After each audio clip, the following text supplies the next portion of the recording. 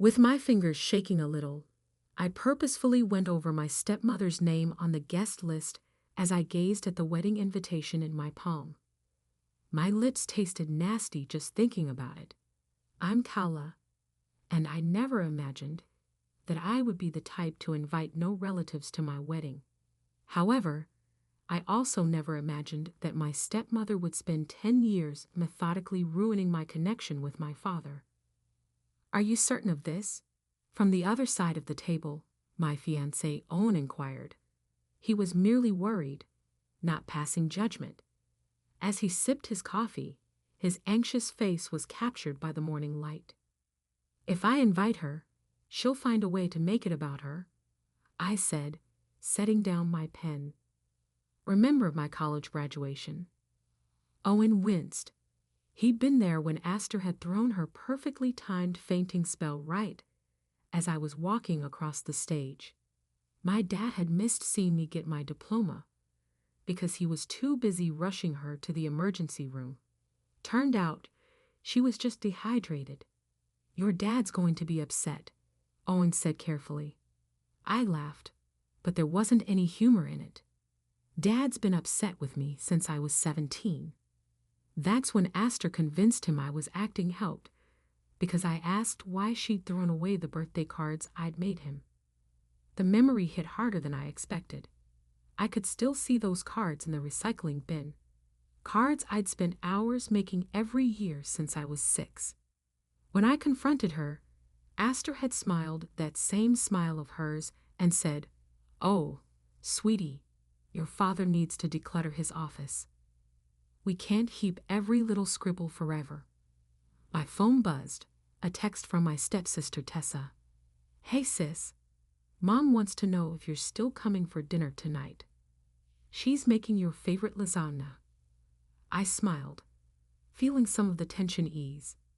My mom, Laurel, and her husband Vincent had created the warm, supportive home I'd always craved.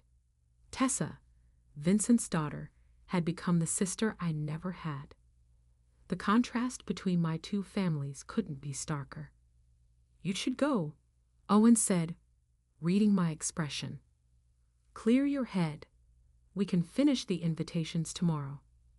I nodded, but my eyes drifted back to the list. There, near the top, was my father's name, alone. The empty space next to it felt like a declaration of war.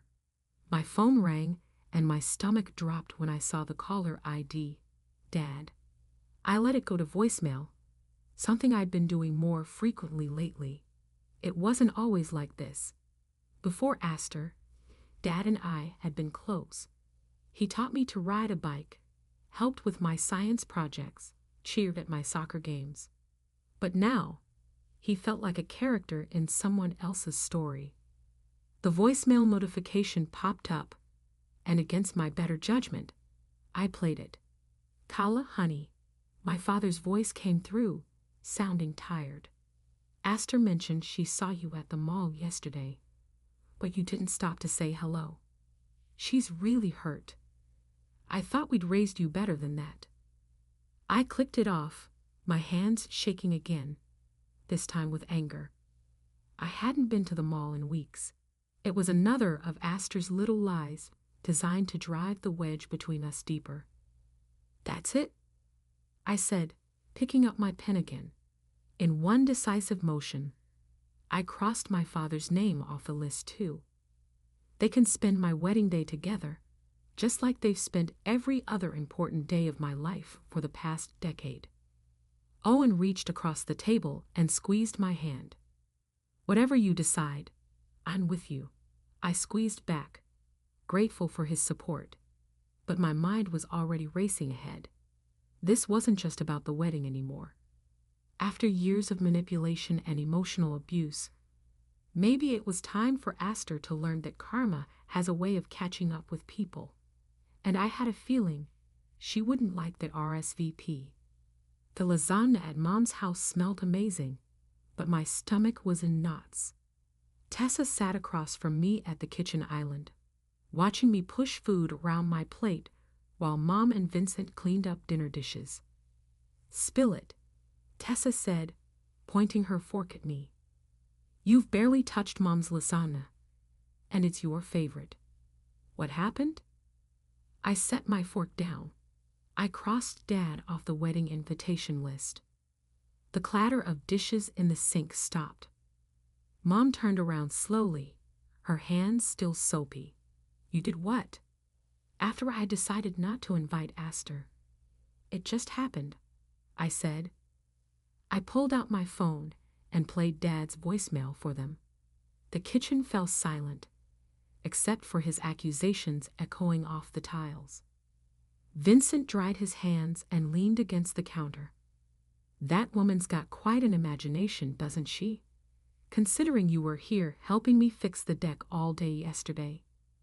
That's the thing, I said, my voice cracking slightly. She knows exactly what she's doing. I took a breath. Remember when I was 19 and Dad promised to help me buy my first car? Tessa nodded. The one he backed out of at the last minute. Yeah, I said.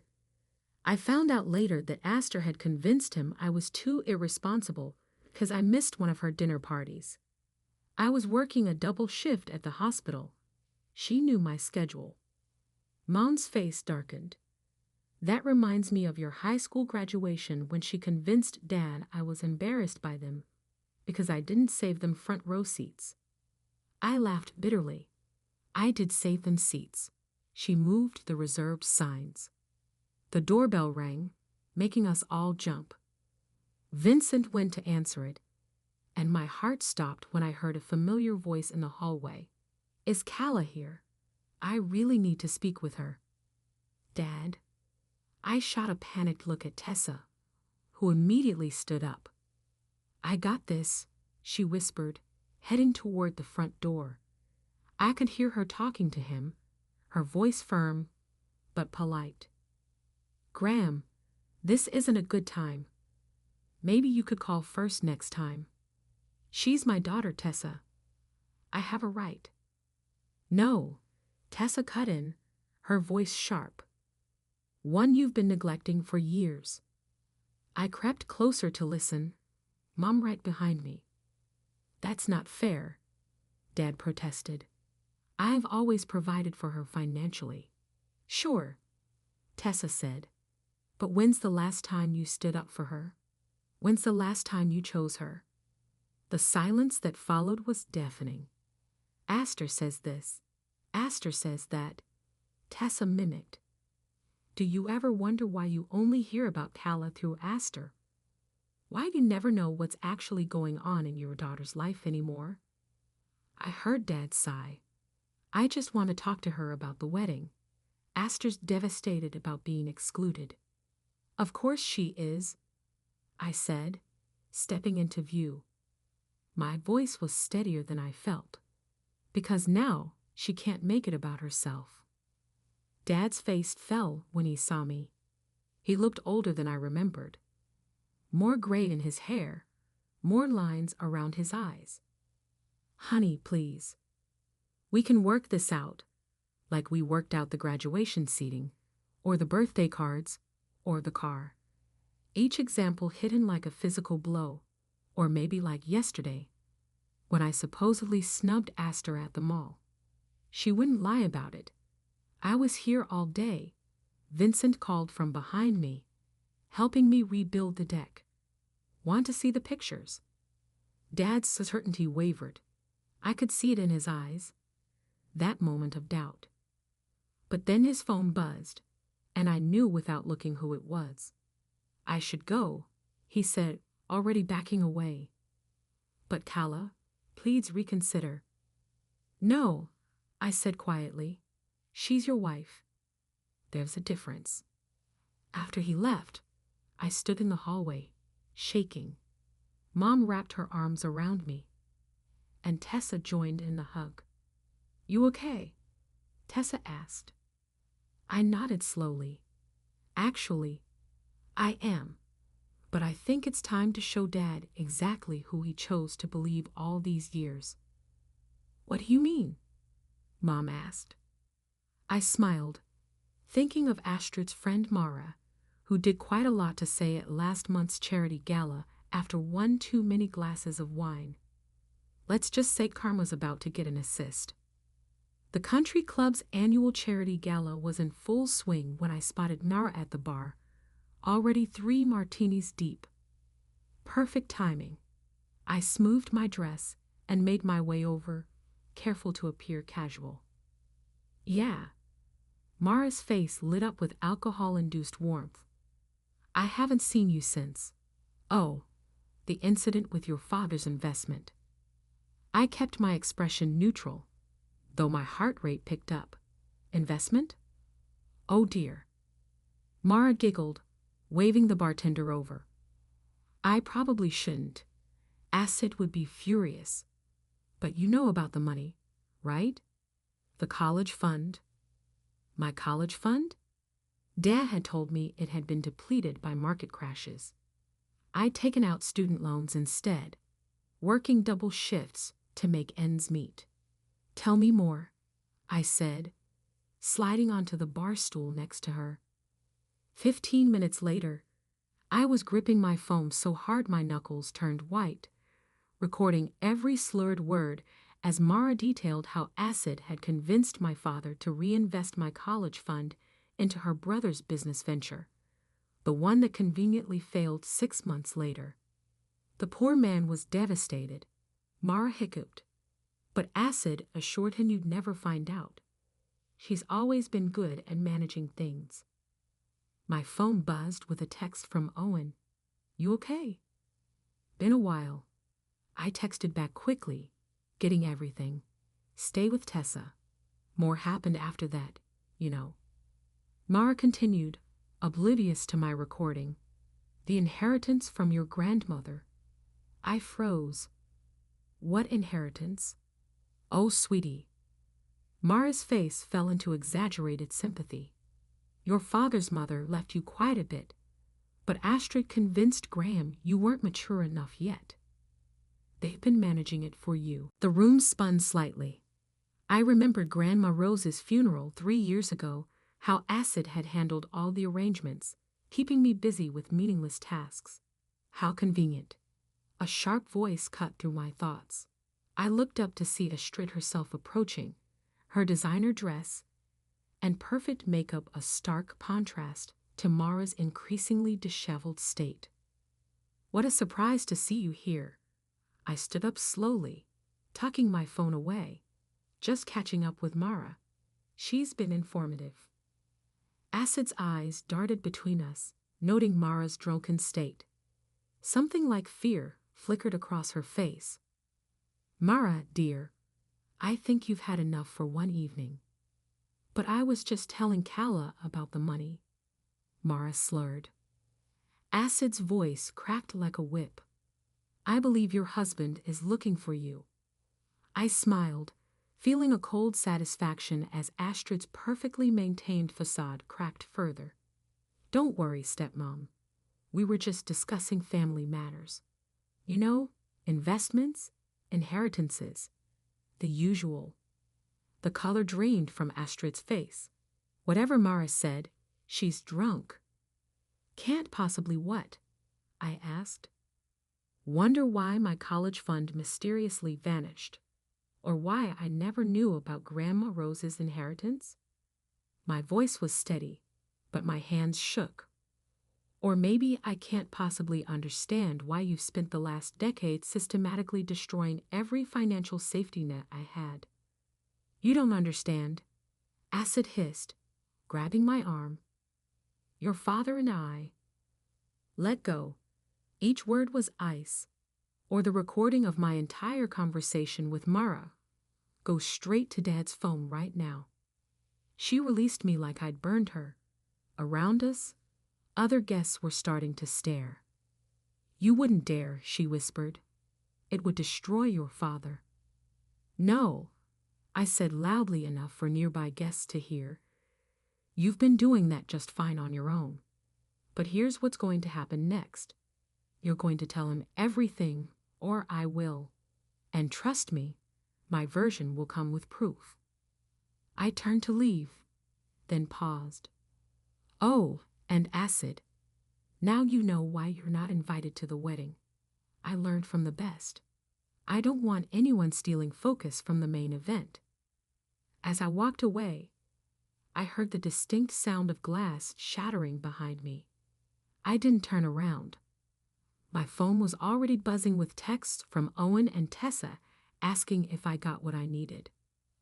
"Oh yes," I typed back. "And so much more. Time for phase 2. The truth about Astrid was finally coming out. But somehow I had a feeling this was just the beginning of the storm. The recording from the gala sat on my phone like a loaded gun. 3 days had passed, and I still hadn't sent it to Dad. Every time my finger hovered over the send button, I remembered his face at my high school graduation, beaming with pride before Astrid whispered something in his ear and led him away. My doorbell rang. Through the peephole, I saw Dad standing there, alone. My heart jumped into my throat. I opened the door. "Did Astrid tell you?" "Tell me what?" He looked exhausted, his suit wrinkled like he'd slept in it. "I came because I found something in my office last night." He pulled out a familiar manila envelope.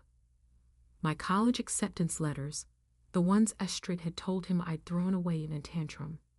"I was cleaning out the filing cabinet," he said, his voice rough. "These were hidden behind the tax records. Along with these." He handed me a stack of birthday cards. My birthday cards?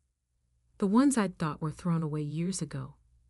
They were rubber-banded together, stuffed in the back of the cabinet, where I'd never think to look.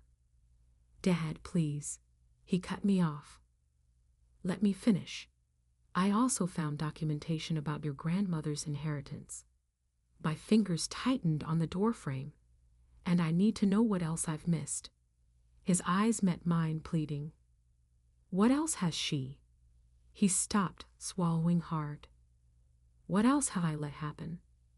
I pulled out my phone and pulled up the recording. "You might want to sit down for this." We moved to the kitchen. Owen, who'd been quietly working in the home office, appeared with coffee, then tactfully disappeared again. I played the recording. Dad's face grew paler with each revelation. When Mara's slurred voice detailed how Astrid had orchestrated the failed investment of my college fund, his coffee cup clattered against the saucer. "I trusted her," he whispered. "She said your mother was poisoning you against us, that we needed to protect the family assets." The family assets. My laugh was bitter. "Dad, I worked 60-hour weeks to pay for college. I ate ramen for dinner for 3 years. Meanwhile, Astrid was redecorating the house with my inheritance." "I'll make it right," he said quickly. "I'll transfer the money back." "It's not about the money." The words exploded out of me. "It's about you believing her over me every single time. It's about watching you choose her lies over your own daughter's truth for 10 years. His phone buzzed. Astrid's ringtone. He stared at it, then declined the call. "She knows I found the documents," he said quietly. "She's been calling all morning trying to explain. And I told her I needed time to think." He ran a hand through his gray hair. The way she reacted, it was like a switch flipped. She started crying, saying I was abandoning her, just like everyone else, that she'd done everything for our family. "That's her playbook, Dad. Create a crisis, make herself the victim, wait for you to comfort her, and forget about everything else." His phone buzzed again, a text this time. I caught a glimpse of the message. "If you choose her over me, I'll make sure you regret it." Dad's hands shook as he read it. I've been such a fool. "Yes," I said simply. "You have." He looked up at me, eyes wet. "Can you ever forgive me?" I stood up, gathering the coffee cups. "That depends on what you do next." I placed the cups in the sink, keeping my back to him because Astrid's not going to stop. She's going to escalate, And I need to know if you're finally ready to stand up to her, or if you're going to cave the moment she turns on the waterworks. His phone buzzed again and again and again. I should go, he said, standing. I need to think. I nodded, not trusting myself to speak. As he reached the door, he turned back. Thank you for showing me the truth. After he left, Owen emerged from the office and wrapped his arms around me. You okay? He asked. I leaned into him, watching Dad's car pull away through the window. Ask me tomorrow, I said. Something tells me this is just the calm before the storm. The invitation to Astrid's birthday dinner arrived 3 days after Dad's visit. Golden embossed cardstock, because of course it was. The note inside read, Family should stick together. Let's start fresh. Love, Dad. Dad's handwriting, but Astrid's words. I could practically hear her dictating them.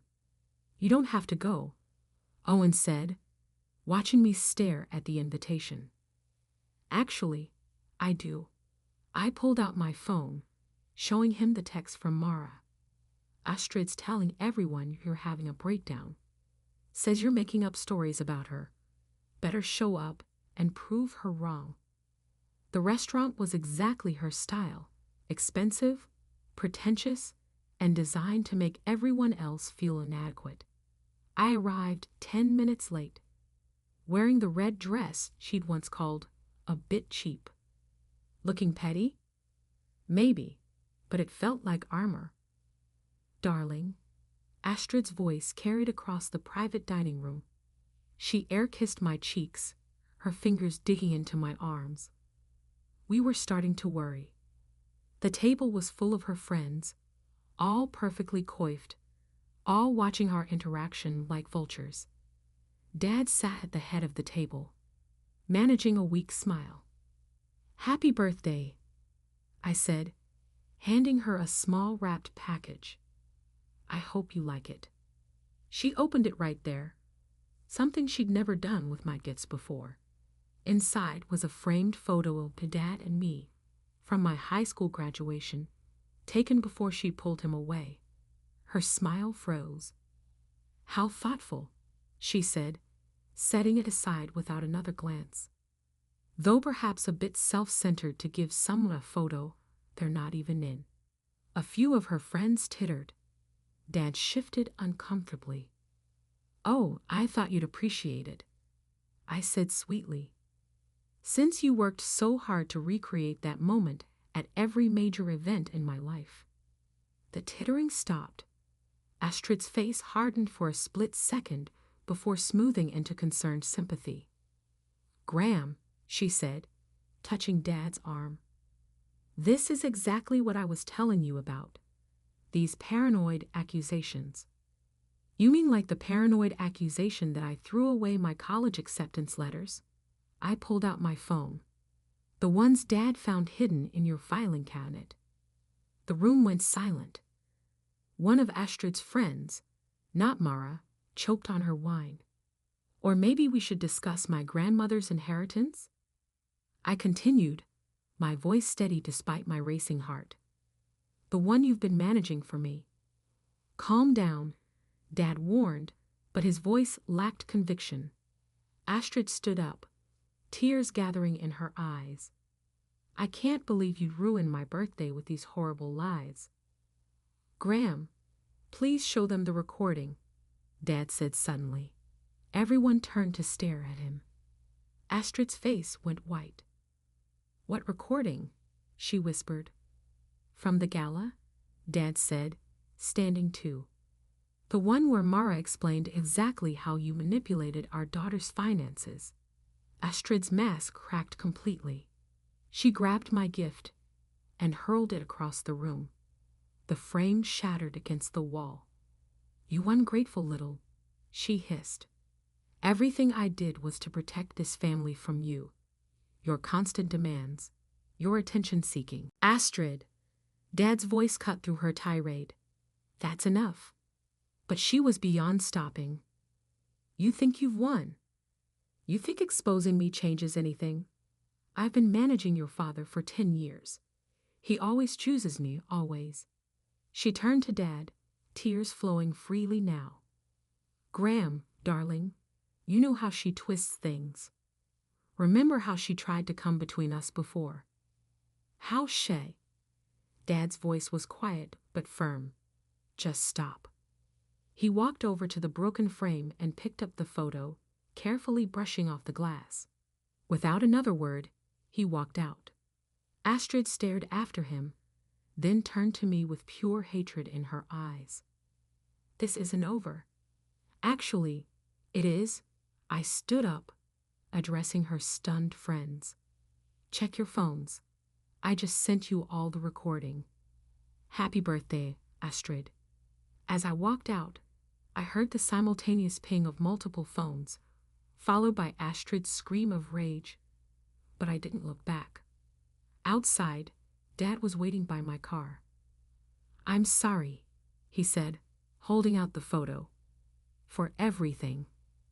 I took the photo, but couldn't meet his eyes. Sorry isn't enough anymore, Dad. You need to decide. Really decide who you're going to believe from now on. He nodded slowly. I know, and I think I finally do. 2 weeks after Astrid's birthday meltdown, I found myself staring at my phone, reading a series of increasingly frantic texts from Dad. Please call me. Astrid's threatening to expose company irregularities. She says she has proof I mishandled client funds. I could lose everything. My hands shook as I dialed his number. He answered on the first ring. She's lying, I said immediately. No, his voice was hollow. She's not. Years ago, I made some questionable decisions. She helped cover them up, said she was protecting our family. The floor seemed to tilt beneath my feet. What kind of decisions? The kind that could land me in prison. He laughed, a broken sound. She kept records of everything. Insurance, she called it. I sank onto my couch. So that's how she controlled you all these years? Kala, she's demanding I make a public statement. Say you fabricated everything about her. That you're unstable, trying to destroy our family because you never accepted the divorce. My throat closed up. And if you don't, she'll turn over the documents to the SEC. The silence stretched between us, heavy with unspoken words. Finally, I asked, what are you going to do? What choice do I have? His voice cracked. I'm sorry, sweetheart. I'm so sorry. The line went dead. An hour later, my phone exploded with notifications. That statement was everywhere, shared across social media by Astrid's friends. Each word felt like a physical blow. My daughter's recent accusations against my wife stem from deep-seated emotional issues and an inability to accept our blended family. The allegations are completely false, motivated by jealousy and resentment. We hoped she gets the help she needs. Owen found me still on the couch, staring at my phone. Have you seen? Yeah. My voice sounded distant, even to myself. I've seen. We have proof she's lying. The recording, the documents. Doesn't matter. I showed him the latest text from Dad. Please understand, I had no choice. Actually, a new voice said, he did.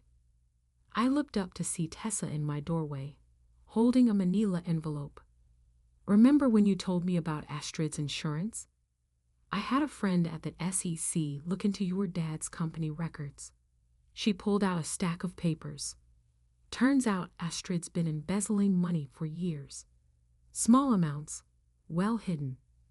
She used your dad's passwords, made it look like his transactions. The proof she has against him, she created it. My mind raced. That means your dad just publicly destroyed you to protect himself from crimes he didn't even commit. Tessa's voice was gentle but firm. The question is, what are you going to do about it? My phone buzzed again. A text from Astrid. See? He'll always choose me. Back off now, or there's more where that came from. I stared at the message, feeling something inside me finally break. All these years, I'd wanted revenge on Astrid while trying to salvage my relationship with Dad. But maybe I'd been wrong. Maybe they both needed to face the consequences of their choices. Tessa, I said slowly, can your SEC friend prove it? Astrid already has, just waiting for someone to file a formal complaint. Owen sat beside me, taking my hand. Are you sure? This would destroy them both. They destroyed themselves. I squeezed his hand, then let go, reaching for the papers. Dad had a choice. He chose to sacrifice me instead of standing up to her again. I looked at the evidence in my hands, proof of years of financial fraud, all leading back to Astrid. My father's public betrayal still burned on my phone screen. Sometimes I realized the worst wounds come from the people who are supposed to love us most. Now, I said, I choose myself. I picked up my phone to make the call that would change everything. As it rang, I received one final text from Dad. I hope someday you'll understand. I already do. I whispered as the SEC officer answered. That's the problem. The morning of my wedding dawned bright and clear. I was in the bridal suite with Tessa and Mom when Mara burst in, still wearing her hospital scrubs. You need to see this, she said, thrusting her phone at me. Text from Astrid at Memorial Hospital. Emergency surgery. Gran needs to be here. His daughter will understand. She always does. My hands clenched around the phone. When did she send this? An hour ago. But Kala. Mara's face was grim. I just finished my shift in the ER. She's not there. She never was. The room went silent. 10 years of manipulations, lies, and stolen moments crystallized into this final attempt to ruin my wedding day. He's not coming, is he? My voice sounded hollow.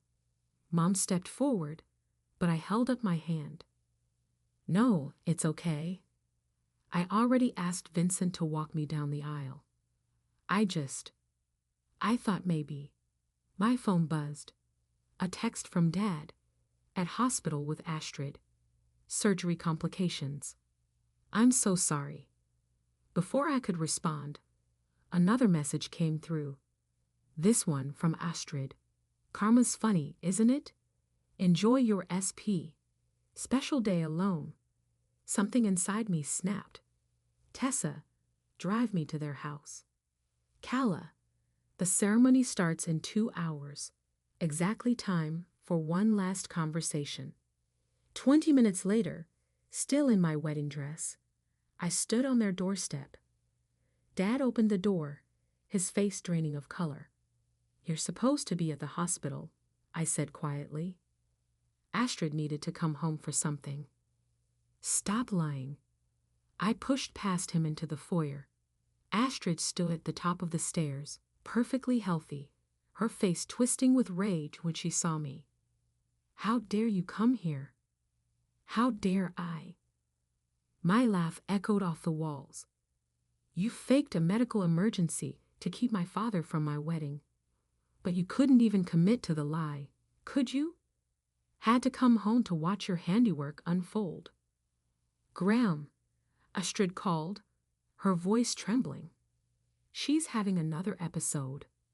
The SEC investigation results came back yesterday. I cut in. Dad stiffened. Want to know what they found, Dad? All those financial crimes you thought you committed, the ones Astrid was protecting you from. It was her. All of it. He won't believe you. Astrid snapped. He never does. Show him, Tessa said from behind me. Show him the proof. I pulled out my phone and pulled up the SEC findings. Dad's hands shook as he read. You. He looked up at Astrid. You did this. All of it. I did it for us. She descended the stairs, reaching for him. Everything I did was to keep our family together. By stealing from my company, by blackmailing me into denouncing my own daughter, she was trying to come between us. She always has. No, I said softly. You did that all on your own. Astrid's mask finally cracked completely. You ungrateful little. I gave you a family. I already had a family. I turned to Dad. And now you have a choice. Real surgery or not. Astrid will always have an emergency on my wedding day. She'll always need you more. She'll always make you choose. Graham, please. Astrid begged. Don't let her manipulate you like this. Dad looked between us, 10 years of lies finally unraveling before his eyes. I think, he said slowly, I'm done choosing. He walked to the door, then turned back. Would your offer to walk you down the aisle still stand? Astrid screamed in rage, but the sound barely registered. I looked at my father, really looked at him, and saw something I hadn't seen in years. Clarity. No, I said gently. Vincent is walking me down the aisle. He's earned that right. But there's an empty seat in the front row if you'd like to actually see your daughter get married. Dad nodded, tears in his eyes. I'd like that very much. As we left, Astrid's threats and screams faded behind us. I felt lighter than I had in years. Sometimes the best revenge isn't about getting even. It's about finally breaking free. Vincent's arm was steady as he walked me down the aisle. Owen waited at the altar, beaming, and for a moment, everything else faded away. Then I caught a glimpse of Dad in the front row, sitting alone, and felt an unexpected twinge of something. Not regret exactly, more like acceptance. The ceremony passed in a blur of vows, rings, and kisses. At the reception, Tessa clinked her glass for the maid of honor speech. When I first met Calla, she said, grinning at me, I thought no one could possibly be as perfect as my dad claimed his new stepdaughter was. Turns out, he wasn't exaggerating. Laughter rippled through the crowd. I caught Vincent's eye across the table and saw him wipe away a tear. But what makes Calla special isn't her perfection, Tessa continued. It's her ability to choose love over bitterness, growth over revenge, even when the easier path was right there. Mom squeezed my hand under the table. We both knew what Tessa meant. The SEC investigation into Astrid was ongoing, but I declined to press additional charges. Some might call it mercy, but really, it was freedom. Freedom from letting her actions dictate my choices anymore. During the father-daughter dance, I swayed with Vincent to What a Wonderful World. Over his shoulder, I saw Dad slip outside to the garden. After the song ended, I found him sitting on a bench holding an envelope. I thought about waiting to give you this, he said, standing as I approached. But I need you to know. I need to say, Dad, please. He held out the envelope. Read it when you're ready, when it won't cast a shadow over today. I took it, tucking it into a fold of my dress. The SEC investigator called yesterday. I know, he smiled sadly. I've been cooperating fully. The company will survive, but my reputation, he shrugged. Maybe it's time for retirement anyway. And Astrid? Divorce papers were served this morning. He looked older, but somehow lighter. 10 years of choices I can't take back, but I can make better ones now.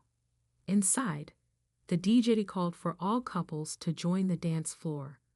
Owen appeared in the doorway, his bow tie slightly crooked. That's my cue, I said. Dad nodded. Thank you for my seat today. I know I didn't deserve it. No, I agreed. You didn't. But family is complicated, isn't it? Later that night, in our hotel room, I finally opened Dad's letter while Owen was in the shower. Inside were two things: a check for the exact amount of my grandmother's inheritance with interest, and a single page in Dad's handwriting. My dearest daughter, I spent 10 years trying to keep my family together by letting someone tear it apart. I convinced myself I was protecting you by hurting you. The truth is, I was protecting myself from having to make hard choices. You made those choices instead. You chose integrity over comfort, truth over peace, growth over bitterness. You became everything I should have been. The check enclosed is yours by right, but it's not an apology. Money can't fix what I broke. This letter isn't an apology either. Some things are beyond simple apologies. Instead, it's a promise to be better, to choose better, to earn back day by day the right to be part of your life. Not as the father who gave you away today, but as the father who might someday deserve to be chosen back.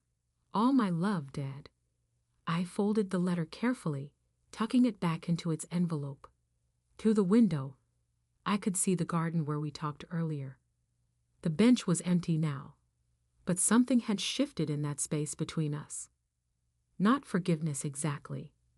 That would take time, but possibility, and sometimes that's enough.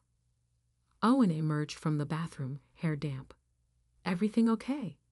I grinned, setting the letter aside. Yeah, I think it finally is. We would depart for our honeymoon the next morning. Astrid would have to deal with the fallout from her decisions, and Dad would have to deal with his. But tonight, with my chosen family and the love I've created at my side, I understood that the best form of retaliation wasn't destroying what had wronged me. It was in overcoming it.